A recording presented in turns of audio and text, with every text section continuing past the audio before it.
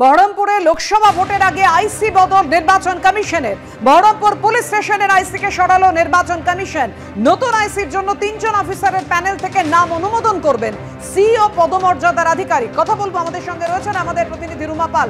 রুমা, গত শুক্রবারই আমরা দেখেছি ডায়মন্ড হারবার এবং আনন্দপুরের ওসিকে সরিয়ে দিয়েছে নির্বাচন কমিশন। এবার বহরমপুরে আইসি বদল।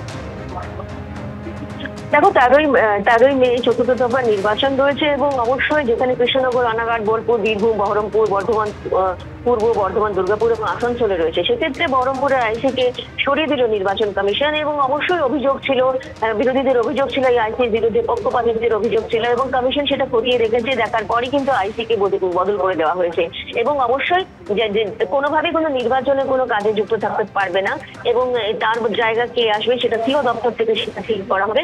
এবং অন্যদিকে জানিয়ে রাখি যে বেশ কিছু জায়গায় আমরা আগেও দেখেছি যে গত নির্বাচনে 3 দফায় নির্বাচন হয়েছে, সেক্ষেত্রে আগেও দেখলাম যে হবিবপুরের থানার আইসিকেও সরিয়ে দেওয়া হয়েছিল এবং এইভাবেই কিন্তু বিভিন্ন জায়গায় যে একদম ওসি এবং আইসিকে নির্বাচন কমিশন সরিয়ে দিচ্ছে। কারণ নির্বাচন কমিশনের কাছে যে অভিযোগ জমা করছে বিরোধীদের থেকে, যে পক্ষপাতিত্বের অভিযোগ এবং কোন পুলিশি নিষ্ক্রিয়তার অভিযোগ, সেই কারণে সেই সমস্ত খতিয়ে দেখার পরই কিন্তু নির্বাচন কমিশন সিদ্ধান্ত নিয়েছে যে বহরমপুরের আইসিকে সরিয়ে দেওয়া হবে এবং সিও দপ্তরের থেকেই কিন্তু পরবর্তী আইসি কে হবে সেটা আজকে ঠিক করা হবে।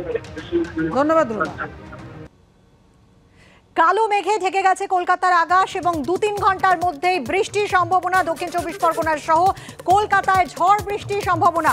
কলকাতায় 50 কিলোমিটার বেগে বইতে পারে ঝোড়ো হাওয়া। কথা বলবো আমাদের প্রতিনিধি ঝিলম করঞ্জায়ের সঙ্গে। ঝিলম, কি পূর্বাভাস আলিপুর আবহাওয়া দপ্তরে? একদমই আলিপুর আবহাওয়া দপ্তর থেকে যে সতর্ক বার্তা দেওয়া হয়েছে, কমলা সতর্কতা, যে কলকাতা, দক্ষিণ 24 পরগনায় আগামী 2-3 ঘন্টার মধ্যে 40 থেকে 50 কিলোমিটার বেগে ঝোড়ো হাওয়া বইতে পারে এবং একই সঙ্গে বজ্র বিদ্যুৎ সহ বৃষ্টিপাত হতে পারে। এর জন্য তারা সতর্কতাও দিয়েছেন যে সাধারণ মানুষ যেন সুরক্ষিত জায়গায় থাকে, কোনো বিপজ্জনক বাড়ি বা গাছের তলায় যেন না থাকে, সেটা তারা জানিয়েছেন। এবং এর পাশাপাশি তোমাকে এটাও জানিয়ে রাখবো, উত্তরবঙ্গেও আলিপুর দুয়ার এবং দক্ষিণবঙ্গের দিকে পুরুলিয়াতেও একই সঙ্গে আগামী 2 ঘন্টার মধ্যে বজ্র বিদ্যুৎ সহ বৃষ্টিপাত হতে পারে এবং 30 থেকে 40 কিলোমিটার বেগে ঝোড়ো হাওয়া বইতে পারে। সেখানে হলুদ সতর্কতা দেওয়া আছে। ধন্যবাদ ঝিলম। কলকাতায় 50 কিলোমিটার বেগে বইতে পারে ঝোড়ো হাওয়া। দক্ষিণ 24 পরগনায় কমলা সতর্কতাও জারি করা হয়েছে। একেবারে কালো মেঘে ঢেকে গেছে কলকাতার আকাশ এবং আগামী 2-3 ঘন্টার মধ্যেই বৃষ্টির সম্ভাবনা রয়েছে দক্ষিণ 24 পরগনা সহ কলকাতায়।